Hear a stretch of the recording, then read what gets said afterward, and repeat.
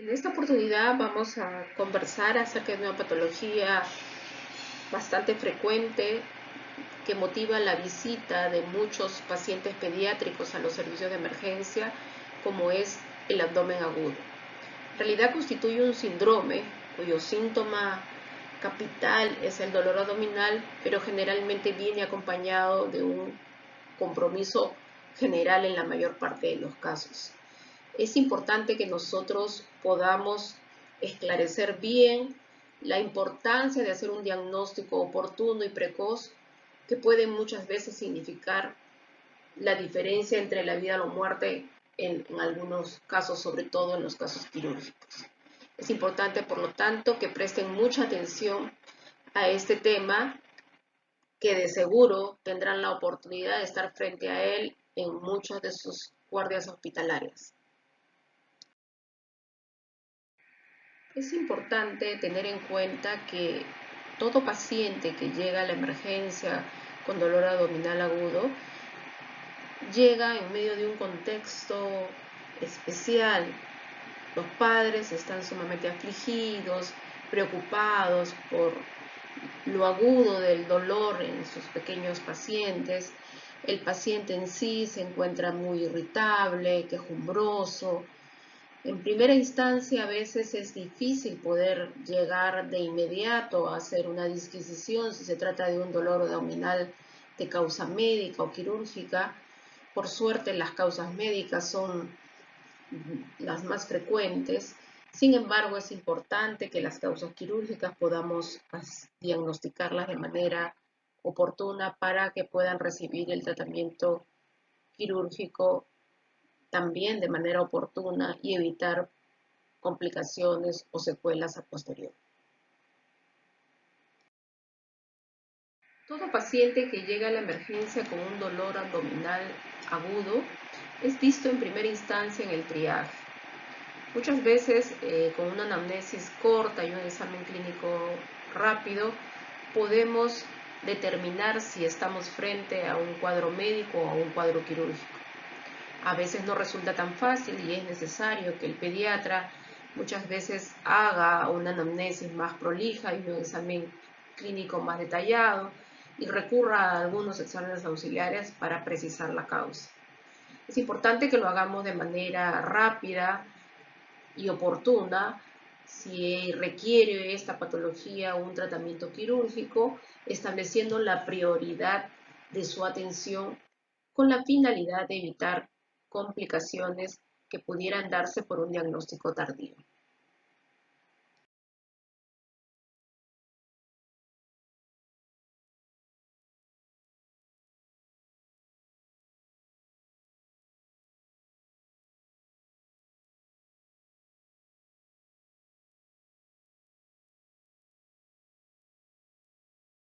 Podemos precisar entonces tres conceptos importantes en cuanto al dolor abdominal agudo. Este es un motivo muy frecuente de consulta en las urgencias o emergencias pediátricas. Es necesario que hagamos un diagnóstico lo más precoz posible con la finalidad de podamos evitar complicaciones, sobre todo en aquellos casos en los que la patología podría tratarse de una patología quirúrgica.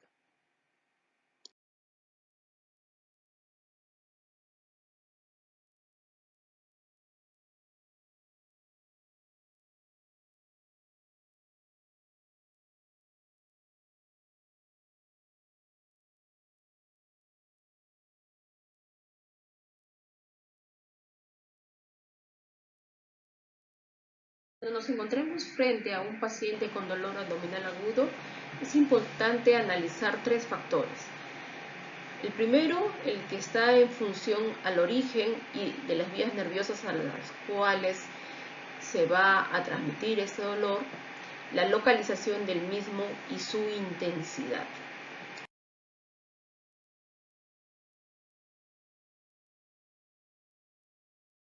En cuanto a su origen, podemos mencionar que el dolor abdominal puede ser de tipo visceral.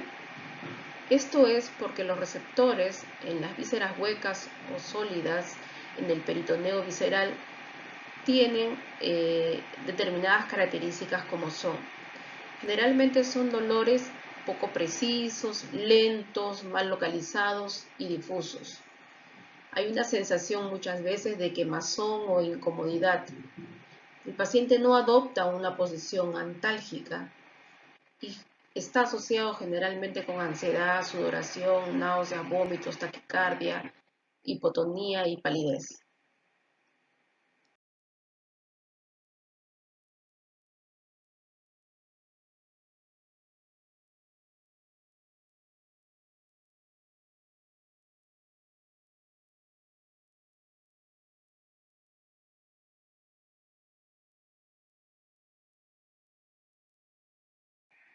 Los estímulos que pueden provocar un dolor tipo visceral pueden ser factores mecánicos como la distensión, el estiramiento, la tracción o la contracción, o estímulos de tipo espasmos viscerales o isquémicos.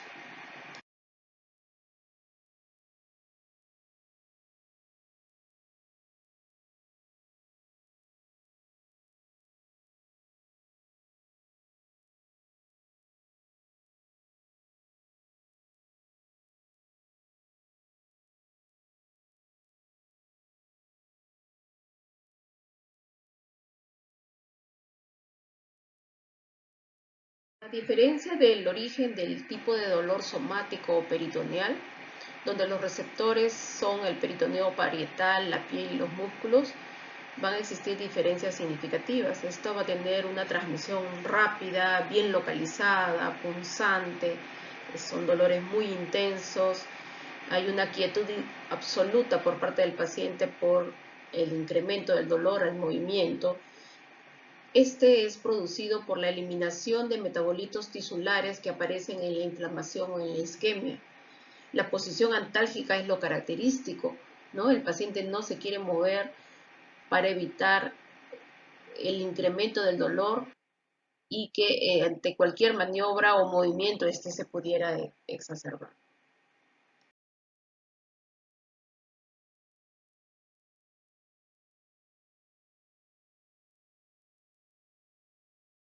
Por su origen, el dolor también puede ser de tipo referido, es decir, puede aparecer el dolor en regiones alejadas de donde se manifiesta el origen del dolor, sea este visceral o somático, pudiendo tener una proyección cerebral y modificarse por factores psicógenos o ambientales, ya sea incrementando o disminuyendo los mismos.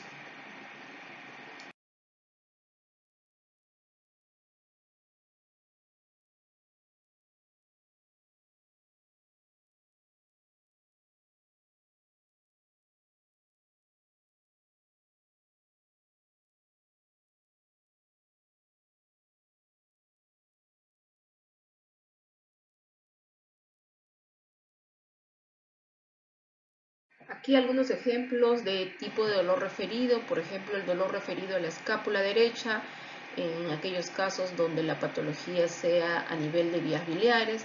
Tenemos el dolor referido al hombro, muchas veces por irradiación diafragmática, el dolor referido a genitales por patologías ya sea uretral y gonadal femenina, y el dolor referido a la zona lumbar, muchas veces también siendo la causa una patología uterina.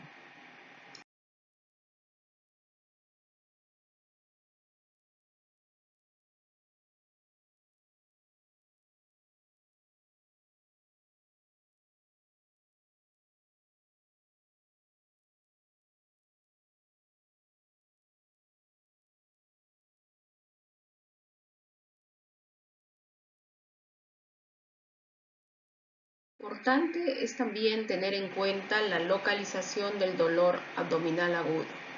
Es importante que recordemos nuestras clases de anatomía cuando nos enseñaban a dividir imaginariamente al abdomen en 9 cuadrantes, siendo los superiores los correspondientes al hipocondrio derecho, hipocondrio izquierdo y el del centro al epigastrio, los de la parte media correspondientes a los flancos, tanto derecho como izquierdo y el mesogastro, y los inferiores a la fosa ilíaca derecha, izquierda e hipogastro. Importante recordarlo porque muchas veces detrás de cada uno de estos cuadrantes existen estructuras y órganos que nos pueden ayudar a localizar la causa del dolor abdominal.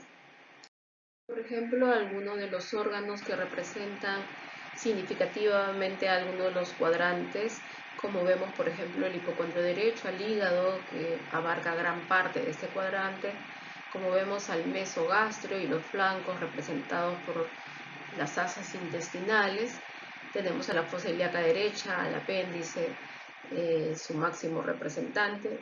En fin, importante señalar entonces el cuadrante afectado para que nosotros podamos inferir la localización del órgano que pudiera estar afectado y ser el causante de este dolor. Sin embargo, recordarles de que si bien es cierto existen cuadrantes representados por órganos que ocupan gran parte de ellos, como es en el caso del hipocondrio derecho, tenemos al hígado, la vesícula, como causantes de cuadros de colecistitis o colelitiasis.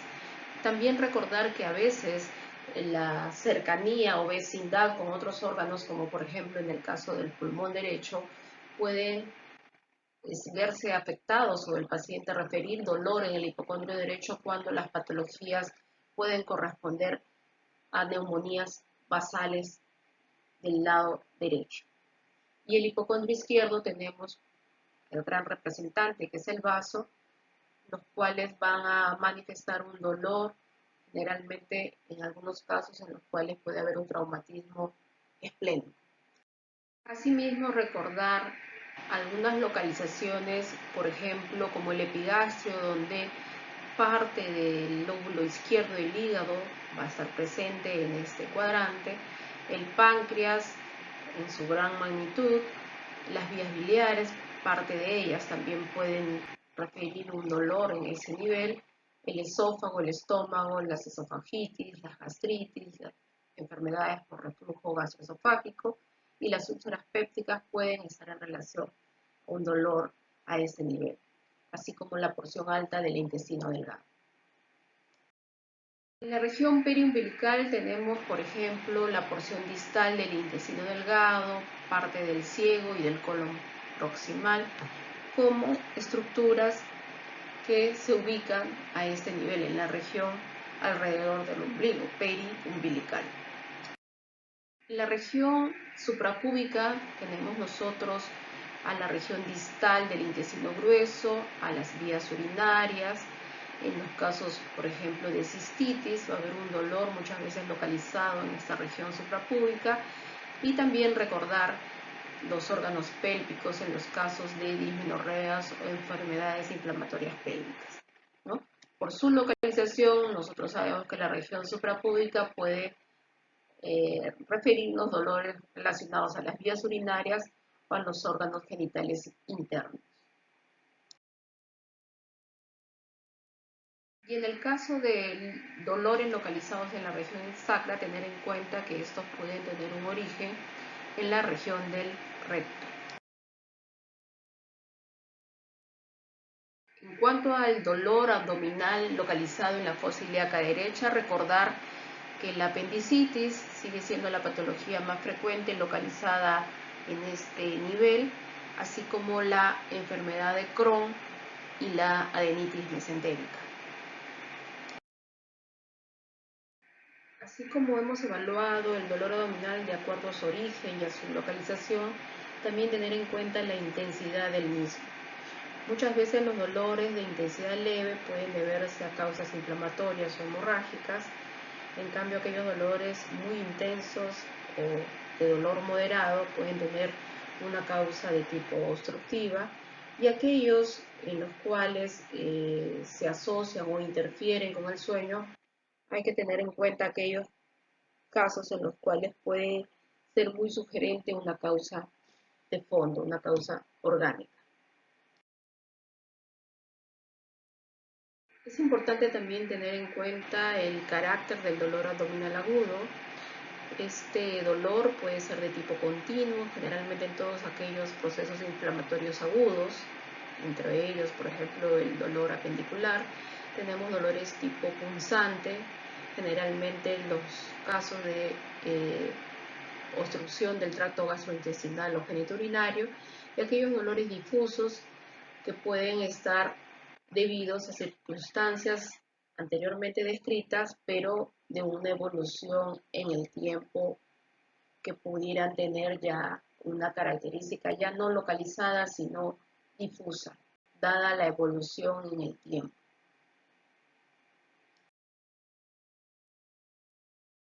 Cuando evaluamos dolor abdominal, es también importante que nosotros nos situemos en la edad de nuestro paciente. Es importante porque hay grupos etarios en los cuales las causas de dolor abdominal son frecuentes en su grupo etario, ¿no? Entonces es importante que tengamos algunas cosas claras en cuanto a la edad de presentación de algunas patologías que van a producir dolor abdominal agudo en determinados grupos etarios.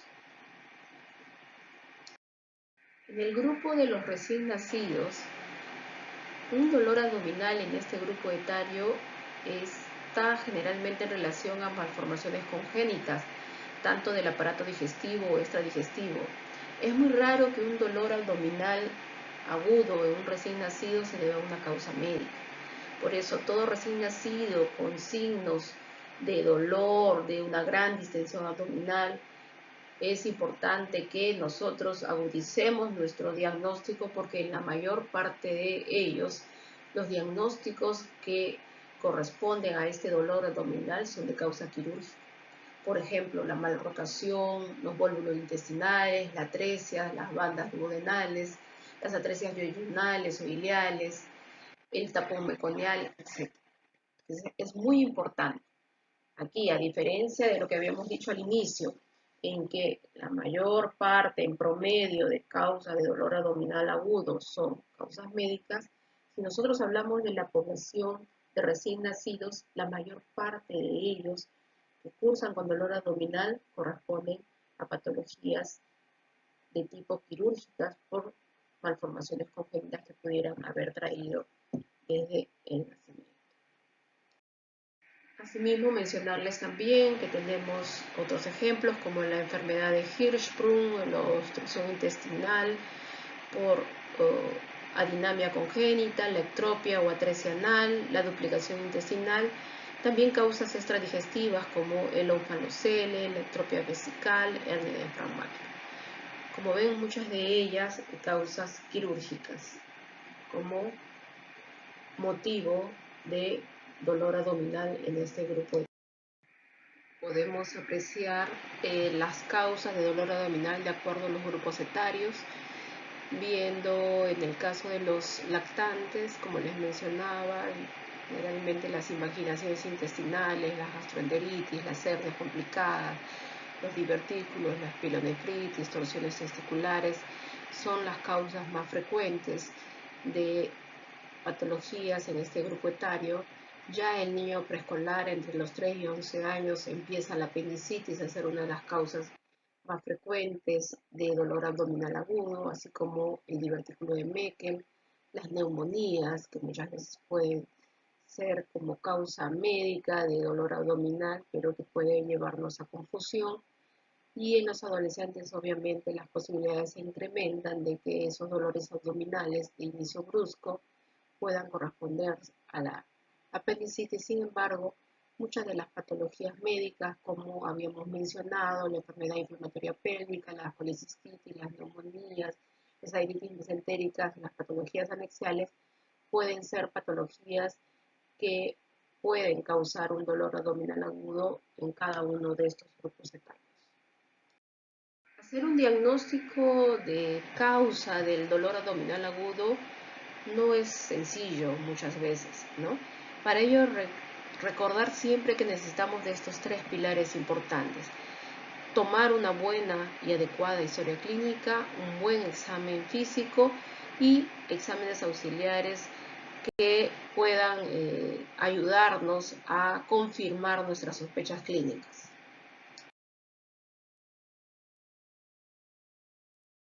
El dolor abdominal agudo se basa en una adecuada historia clínica, consignando el modo de presentación de este dolor, el tipo de dolor, la localización, los síntomas que pudieran estar asociados al mismo, tanto síntomas digestivos como la presencia de síntomas extradigestivos.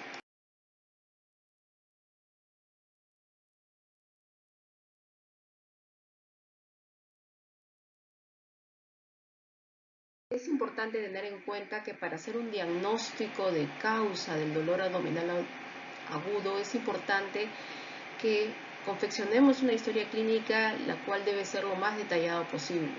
Es importante determinar los factores que pudieran agravar el dolor o que lo alivia, los episodios previos que pudieran haber ocurrido antes del dolor abdominal agudo, la historia familiar que puede traer ese paciente de dolores abdominales agudos, sobre todo en aquellos casos en los cuales pudieran haber una historia familiar de origen quirúrgico.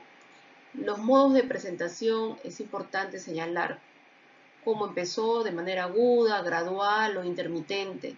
La duración en el tiempo es sumamente importante. Es muy importante para el diagnóstico y para la evolución que nosotros podamos precisar el tiempo de duración de evolución de este dolor, porque considerar que un dolor abdominal de más de 6 horas de evolución ya es sugerente de una patología quirúrgica. Por lo tanto, es importante que precisemos el tiempo. El tipo de dolor, habíamos hablado de precisar si es un dolor cólico, opresivo, quemante, fijo o irradiado, así como su localización en cada uno de los cuadrantes antes mencionados para que podamos nosotros inferir el órgano que pudiera verse comprometido.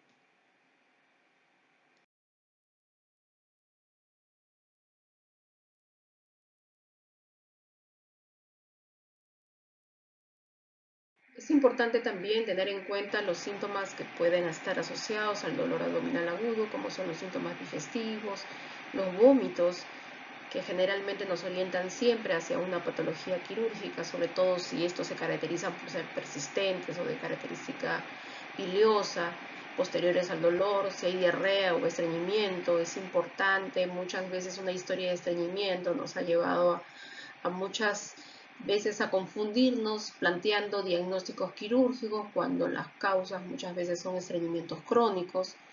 Asimismo, preguntar sobre la presencia o no de anorexia o disminución del apetito que pudiera estar en relación a que nos sugiera más una patología quirúrgica.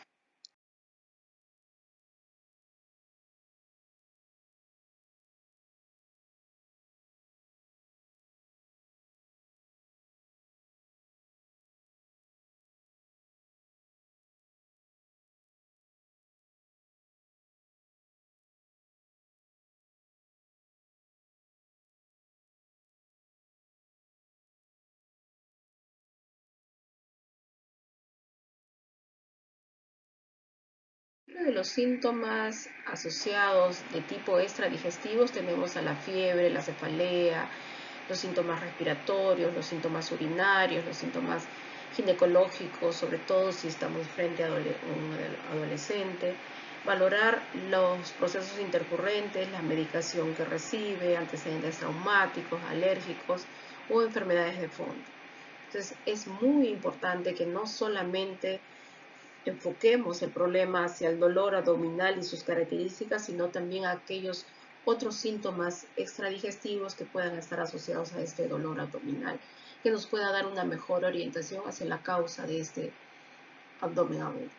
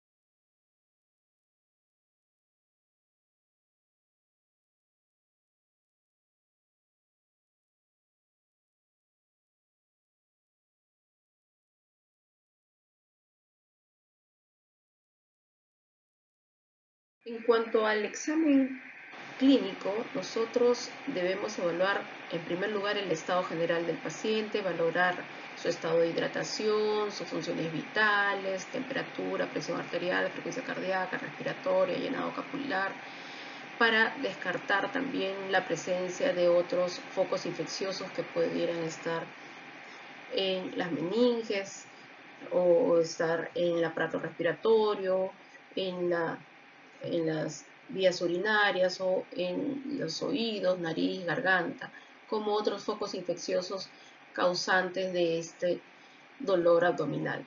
Asimismo, es importante que nosotros podamos evaluar el abdomen en todas sus dimensiones, la inspección, la ocultación, la percusión y la palpación, y de ser necesario realizar un tacto rectal.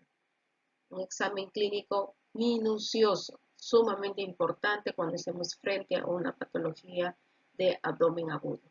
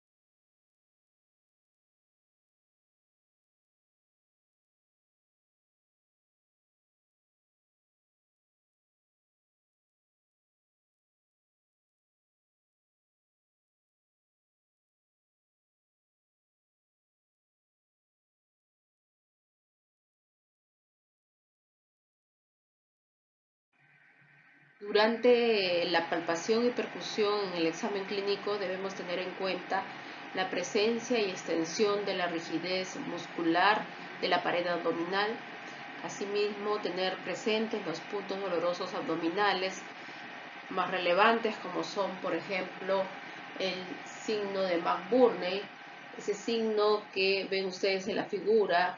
Nosotros lo vamos a localizar si trazáramos una línea imaginaria del ombligo hacia la espina ilíaca anterosuperior.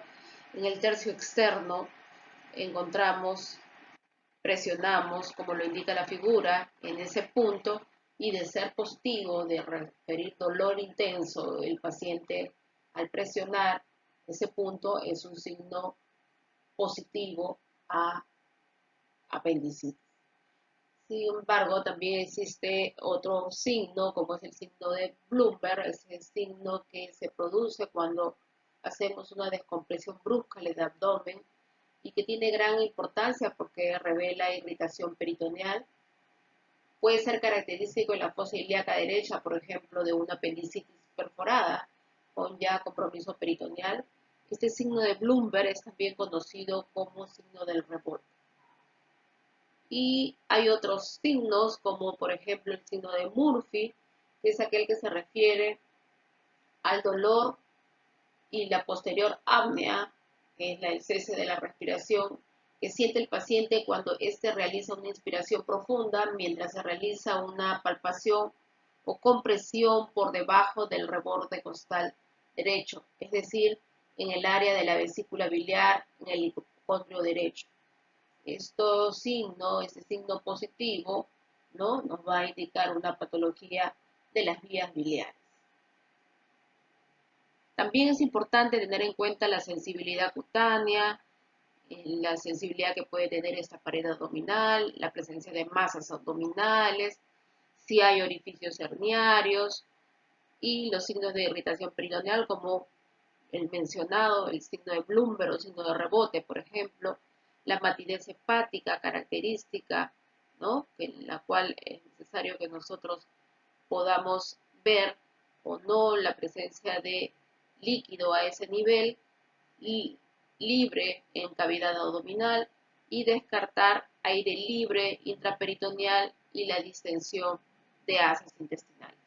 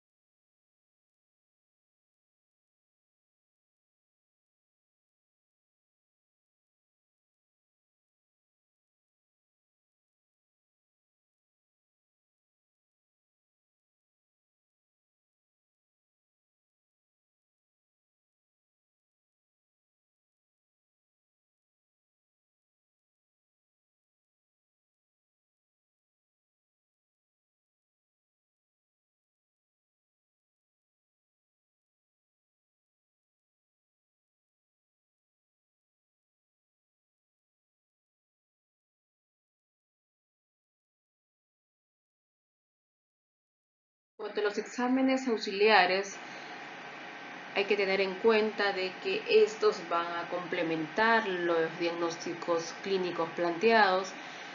Al establecer nuestro plan de trabajo debemos considerar exámenes como por ejemplo los reactantes de fase aguda, considerar un hemograma, el PCR, ver la función renal, los electrolitos, la urea y creatinina. Recuerden ustedes que son pacientes que se descompensan rápidamente por la presencia de vómitos, fiebre, diarreas que pueden como síntomas generales estar asociados al dolor abdominal. Tener en cuenta las transaminasas, las amilasas y todos aquellos exámenes que van a estar dirigidos dependiendo, ¿no?, del órgano que sospechemos que esté afectado, la patología que pueda corresponder a ese cuadro de dolor abdominal agudo. Solicitar los estudios por imágenes que correspondan, ya sean radiografías o ecografías abdominales, tomografías o endoscopías de ser necesario.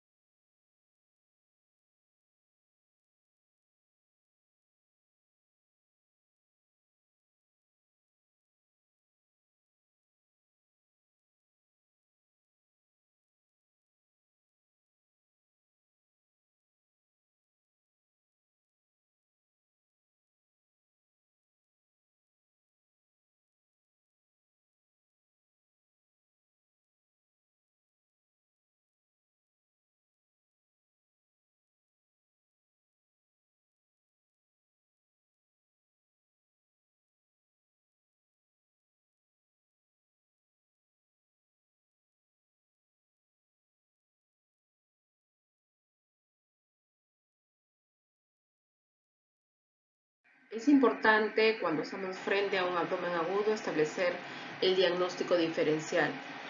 En primer lugar, poder diferenciar los dolores abdominales agudos, que son una atención que debemos dar en emergencia como cuadro agudo.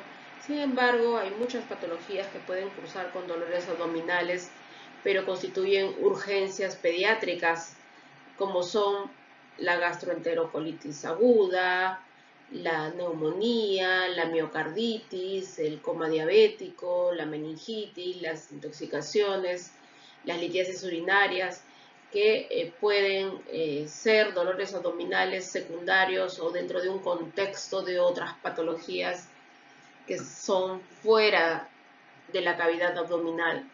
Existen también dolores abdominales agudos que no son emergencias, como son aquellos que se producen de manera frecuente cuando los niños pueden estar cursando con cuadros respiratorios altos de amigdalitis, una mononucleosis infecciosa, una infección urinaria, hepatitis, púrpura anafilactoide, y dos patologías bastante frecuentes como son la adenitis mesentérica y el cólico de lactante. El cólico de lactante, patología bastante frecuente en el niño pequeño, en el lactante precisamente, en el cual es motivo muchas veces de alarma por parte de los padres y lo llevan a la emergencia por este tipo de dolores que generalmente son nocturnos, muy agudos, que causan gran impacto en los padres por la irritabilidad que muestra el niño ante este tipo de dolor, así como la adenitis mesentérica, una patología también muy similar en su cuadro a la apendicitis que muchas veces nos lleva a plantear este diagnóstico diferencial. También hay que diferenciar, por eso la importancia de la anamnesis en cuanto a que si estamos realmente en un dolor, frente a un dolor abdominal agudo o este es crónico o recidivante, ¿no? A veces es un episodio que forma parte de una serie de episodios que ya vienen uno tras otro o que tienen alguna periodicidad. Es importante por eso establecer la diferencia entre un cuadro abdominal agudo que tiene pocas horas de evolución frente a un dolor que puede estar apareciendo con intervalos de calma y volviendo a aparecer, ¿no? Recidivantes o recurrentes y en los cuales nosotros tenemos que establecer patologías que están relacionadas a este tipo de dolor abdominal.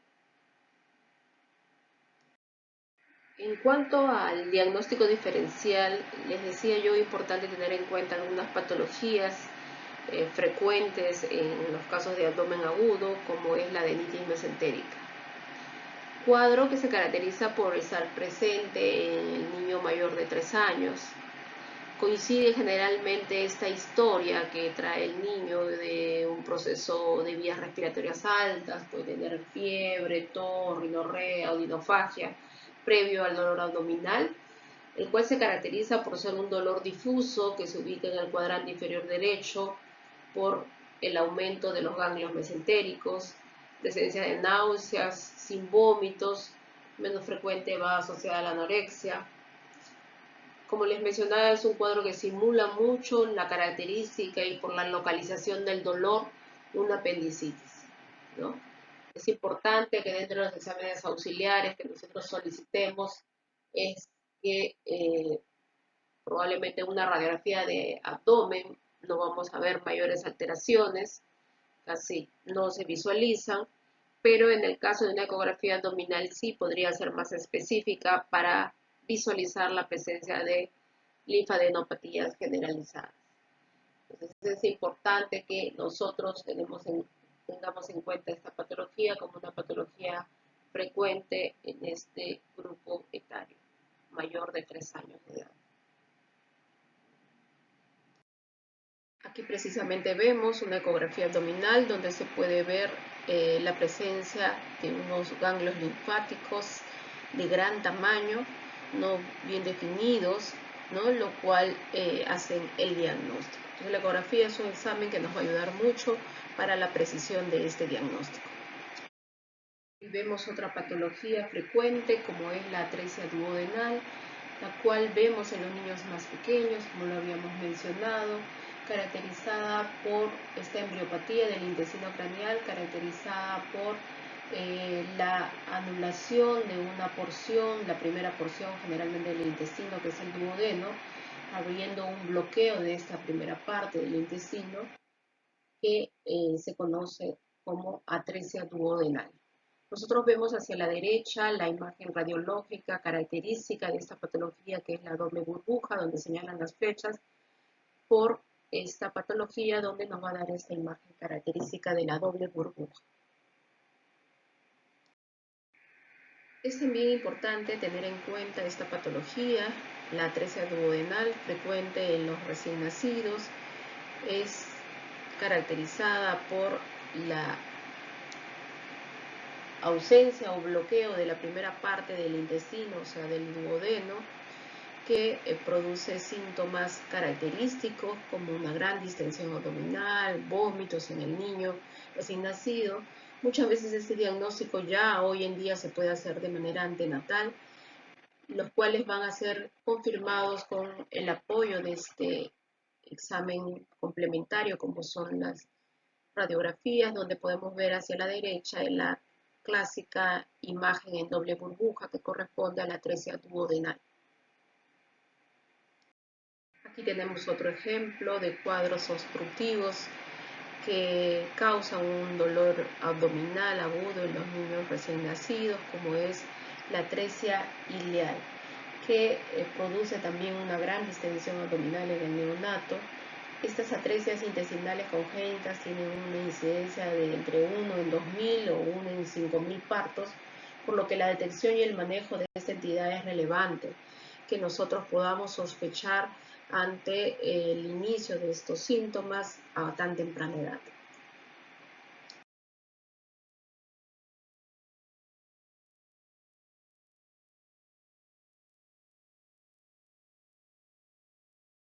Mostrarles otra patología también importante, como es la invaginación intestinal, en la cual nosotros vemos a este lactante con una imagen bastante característica. Vean ustedes esa deposición abundante, rojo grosella, que es el signo característico de esta invaginación intestinal.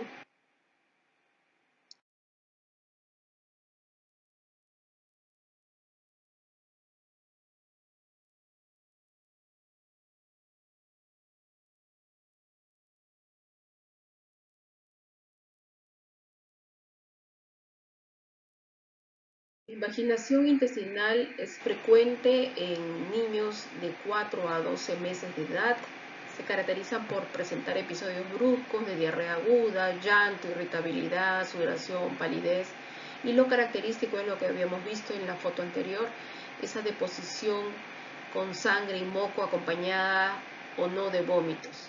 Es esa deposición llamada en rosa grosella, característico, y la presencia de una masa palpable alargada en el hipocondrio derecho. En el tracto rectal muchas veces vemos el dedo manchado en sangre y prolapso del recto.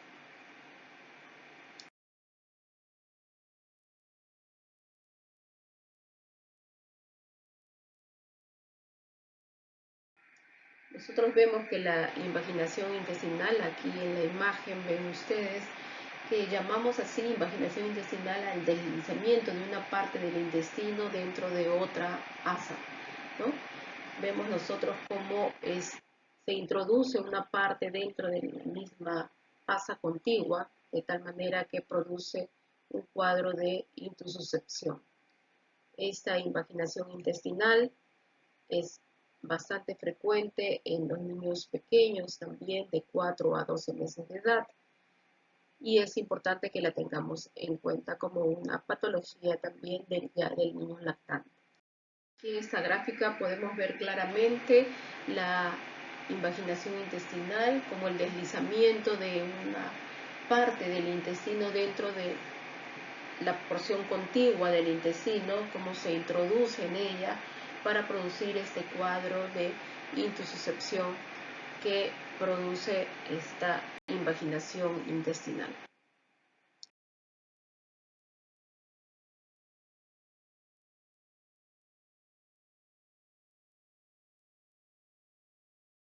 En el caso de la invaginación intestinal nos va a ayudar mucho los exámenes de imágenes como son la radiografía de abdomen y la ecografía.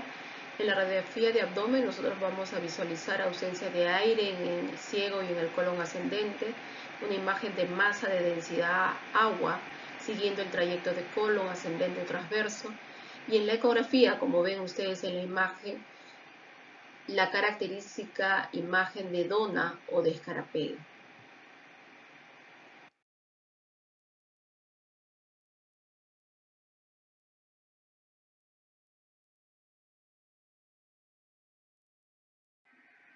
En cuanto a la patología de la obstrucción intestinal que puede estar presente en muchas entidades, las cuales pueden cursar con obstrucción intestinal, nosotros debemos tener en cuenta que la característica clínica del paciente con abdomen agudo por un cuadro de obstrucción intestinal es ese dolor agudo tipo cólico que se da más frecuentemente en estos cuadros obstructivos. Los vamos a nosotros a corroborar con las imágenes radiológicas que ustedes pueden ver aquí en la diapositiva de estos niveles hidroaéreos que van a tener localización dependiendo del lugar donde esté ocurriendo la obstrucción intestinal. Entonces, son ejemplos claros de obstrucción intestinal.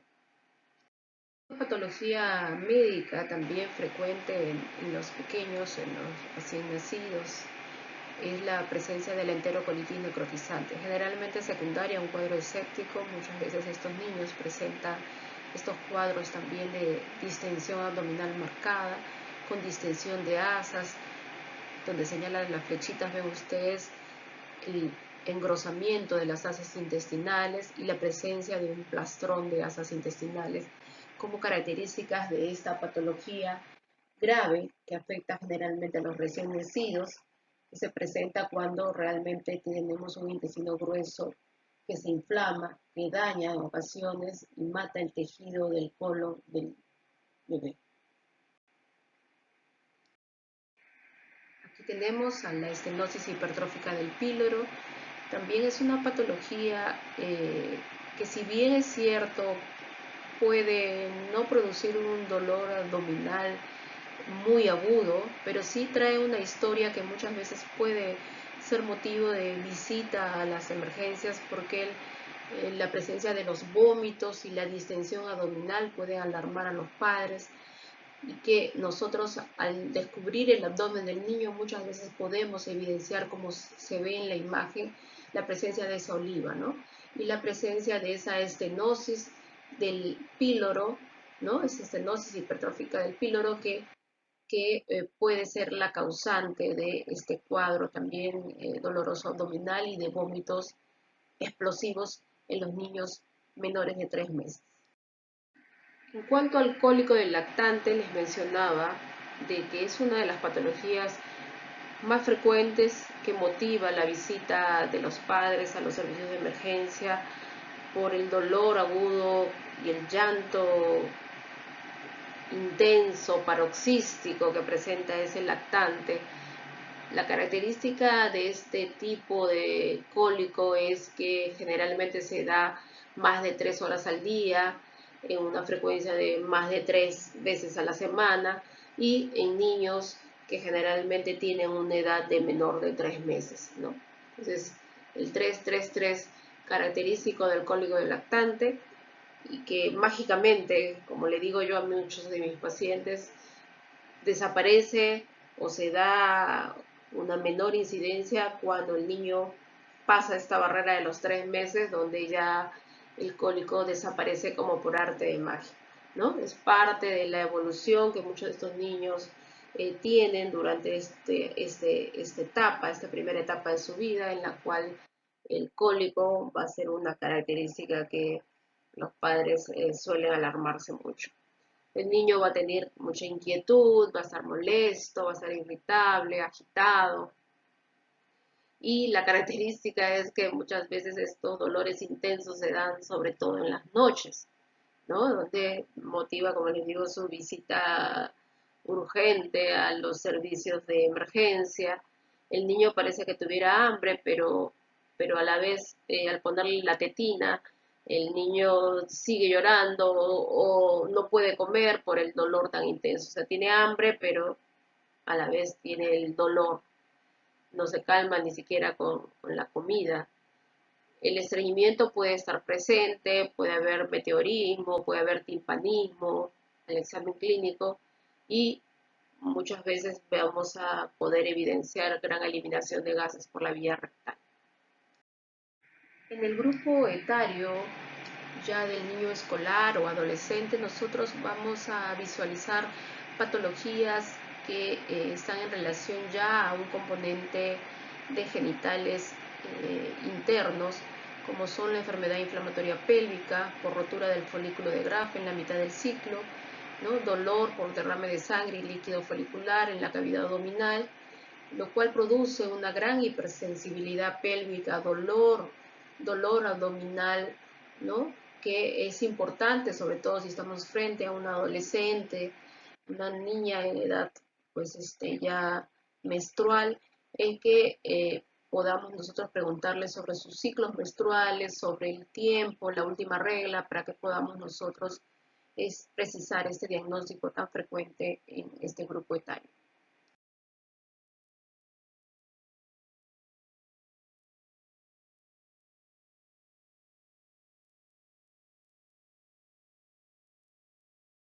Hoy en día vemos también cuadros a temprana edad de colecistitis, que puede ser litiásica o alitiásica, el dolor clásico del hipocondrio derecho irradiado hacia la escápula derecha, náuseas, vómitos, fiebre, en algunos casos ictericia, donde la radiografía de abdomen nos va a precisar la presencia de cálculos radioopacos, que nos van a ayudar a confirmar nuestro diagnóstico clínico.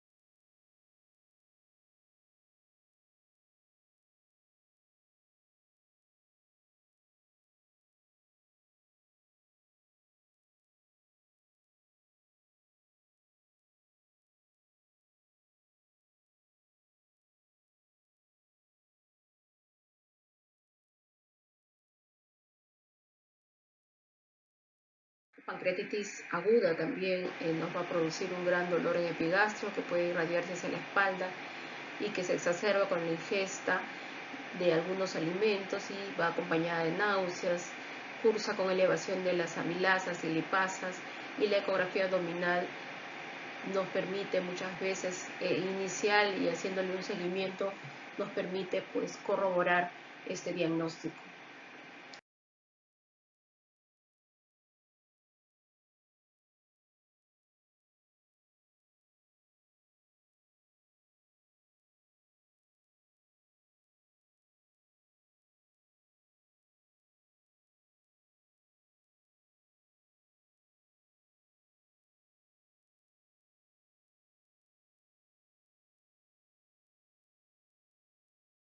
En cuanto a la apendicitis aguda, tener en claro de que es la patología que causa más frecuente dolor abdominal, es la causa más frecuente de cuadros de abdomen agudo.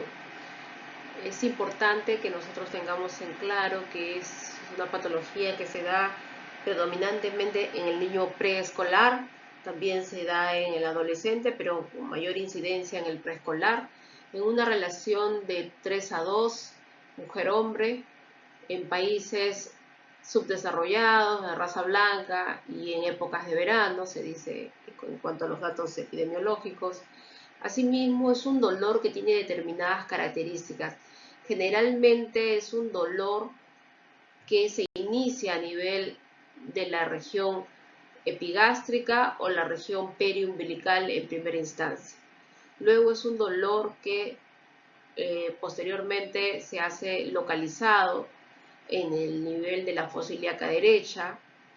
De ahí es que al examinar ese abdomen nosotros podemos encontrar un punto de McBurney positivo, no así en los casos en los cuales pudiera ocurrir un apéndice de localización retrocecal. El dolor, recordar entonces que no va a estar en la fosa ilíaca derecha, sino va a estar en el flanco derecho o muchas veces en la espalda, ¿no? Los cuales a veces no son posibilidades que nos obliguen a plantear en primera instancia a veces la apendicitis, y esto nos da una cierta demora a veces en poder llegar al diagnóstico porque son dolores no característicos de esta patología. Sin embargo, hay que tener en cuenta las apéndices retrocecales cuando vemos dolores intensos en este tipo de localizaciones. Cursan con anorexia también, con náuseas, vómitos y fiebre, que puede algunas veces ser una fiebre alta o una febril. Se dice que recordar siempre que la apendicitis aguda, el primer síntoma siempre es el dolor. Primero es el dolor. Luego pueden venir los vómitos y finalmente la fiebre. Entonces, esta triada que muchas veces los cirujanos eh, eh, preguntan con mucho ahínco en cuanto a la evolución y la aparición de los primeros síntomas es porque generalmente mencionan que cuando un dolor abdominal no es el primer síntoma que ha aparecido en este cuadro, difícilmente pueda tratarse de un cuadro de apendicitis aguda. Entonces, el orden de la aparición de estos síntomas hay que recordar siempre primero es el dolor abdominal. Luego pueden aparecer los vómitos y posteriormente la fiebre. Eso como datos característicos de lo que es la evolución frecuente que se da en la apendicitis aguda. Para hacer un diagnóstico de apendicitis, nosotros podemos recurrir a la radiografía convencional, radiografía de abdomen, donde vamos a ver inmovilización e hilio localizado, como ven ustedes ahí, hacia la fosa ilíaca derecha, característico, ¿no? La presencia de un hilio a ese nivel, donde nos va a corroborar muchas veces el diagnóstico clínico de apendicitis aguda. Y aquí en la ecografía vamos a nosotros apreciar un apéndice engrosado e inflamado como una pequeña salchicha que la ven ustedes a lo largo, que es característica, y en los estudios ecográficos hoy en día, ¿no? Hechas por una persona con experiencia, son suficientes para que nosotros podamos muchas veces corroborar este diagnóstico. Tener en cuenta, sin embargo, que a veces siendo la ecografía un examen de imagen es importante, a veces cuando estos se toman en una etapa muy inicial pueden salir negativos, ¿no?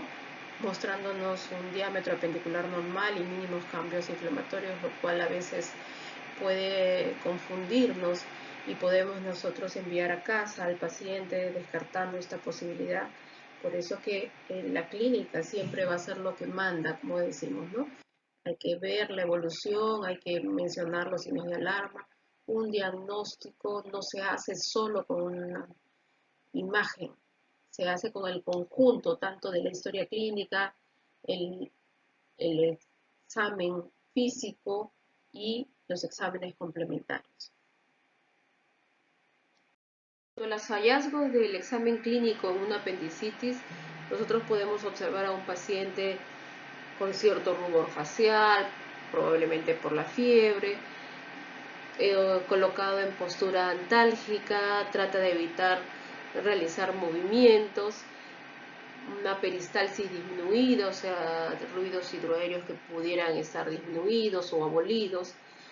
Al hacer los puntos dolorosos, nosotros podemos encontrar un punto de McBurney o Bloomberg ya positivo, porque recordar que en los niños, que en los preescolares, como les mencionaba, que es el grupo etario donde más frecuentemente se da esta patología, muchos de los casos pueden ya hacerse el diagnóstico cuando ya hay signos característicos de una perforación.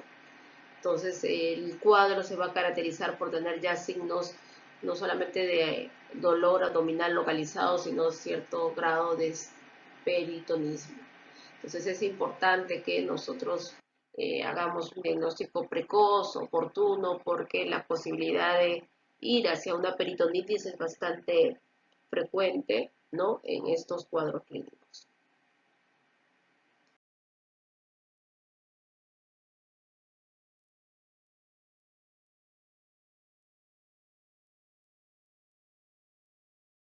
Es importante considerar también dentro de los exámenes auxiliares complementarios al hemograma, donde podemos apreciar una leucocitosis con neutrofilia y un PCR elevado, la presencia de la radiografía simple de abdomen con ausencia de aire en el cuadrante inferior derecho, la presencia del asa centinela, los niveles hidroaéreos en fosa ilíaca derecha, así como la presencia de líquido libre en cavidad y la evidencia muchas veces del fecalito o apendicolito que nos confirma el diagnóstico de apendicitis aguda.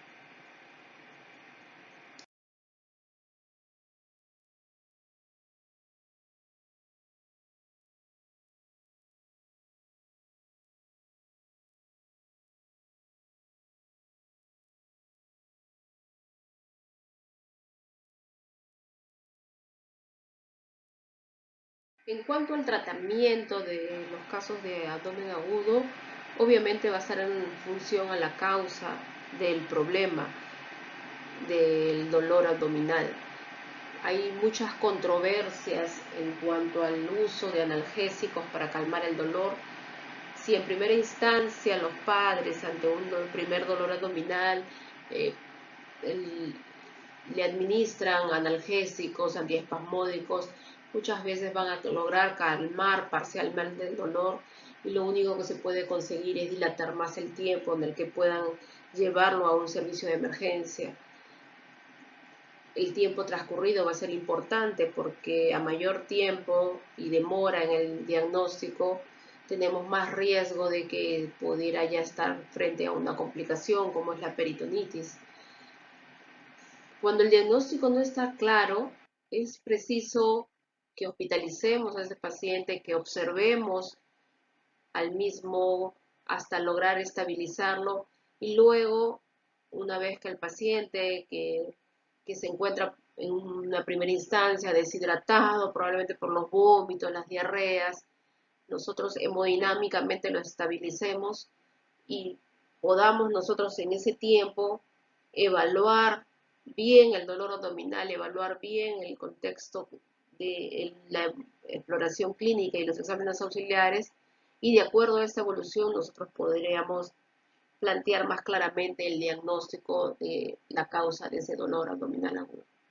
Entonces, es importante recordarles de que debemos tener en cuenta que la mayor parte de dolor abdominal es de causa médica, no quirúrgica.